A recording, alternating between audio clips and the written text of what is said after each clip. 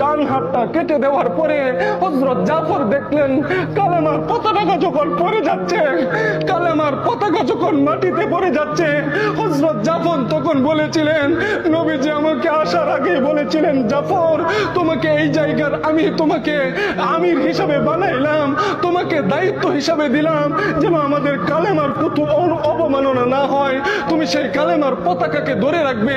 হযরত জাফর বললেন, আমার এক হাত কেটে গেছে, আমার কোনো আফসোস নাই।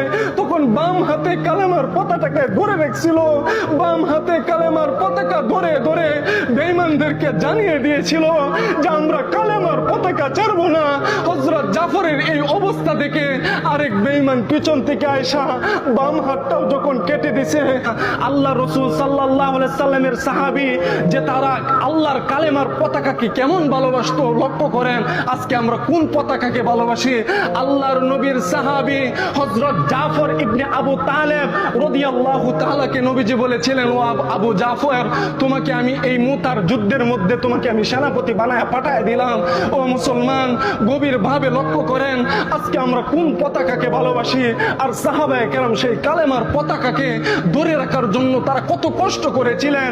হযরত জাফর ইবনে আবু তালেব রাদিয়াল্লাহু তাআলাকে যখন নবীজি বলেছিলেন তোমাকে মুতার যুদ্ধের মধ্যে তোমাকে সেনাপতি বানায় পাঠায় দিলাম, হযরত যায়েদ রাদিয়াল্লাহু তাআলাকেও সেই জায়গার সেনাপতি বানালেন।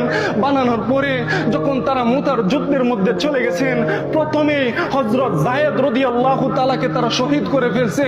যখন যায়েদের শরীরের রক্ত জমিনের মধ্যে বিছলাইতেছিল, জমিনের মধ্যে ঢেউ খেলতেছিল, যখন দেখছে হযরত আবু জাফর, যখন জাফর রাদিয়াল্লাহু তাআলা দেখলেন যে কালেমার পতাকাটা পড়ে যাচ্ছে, হযরত জাফর ইবনে আবু তালেব দৌড়ে গিয়ে সেই কালেমার পতাকাকে ধরে রাখলেন যেন আল্লাহর পতাকা কাফেরদের সামনে দাঁড়িয়ে থাকে, তারা যেন বুঝতে পারে যে আমরা যে কালেমার পতাকার জন্য মাঠে নেমেছি সেই কালেমার পতাকা আমরা মাটির মধ্যে ফেলতে দিব না, মৃত্যুর আগ পর্যন্ত এই পতাকা ধরে রাখবো। হযরত জাফর ইবনে আবু তালেব যখন পতাকাটা নিয়ে দাঁড়ায় গেলেন, পতাকা নিয়ে দুই হাতে উঁচু করে দাঁড়ায় আছেন, ওইদিকে মুসলমানরা যুদ্ধ করতেছে, মুসলমানরা ৩,০০০ আর কাফের আর বেঈমানেরা ছিল লক্ষ লক্ষ কাফের আর বেঈমানেরা, আর সেই জায়গায় ৩,০০০ মুসলমান যুদ্ধ করতেছে।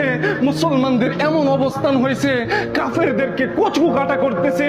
এদিকে জাফর ইবনে আবু তালেব রাদিয়াল্লাহু তাআলা যখন কালেমার পতাকাটাকে ধরে রাখছিল, তখন তিনি পতাকাটা ধরে ধরে কাফেরদেরকে জানায় দিছিল আমরা আমাদের কালেমার পতাকার জন্য জীবন দিতে পারি। হযরত জাফর যখন এইভাবে ধরে রাখছে, হঠাৎ করে একজন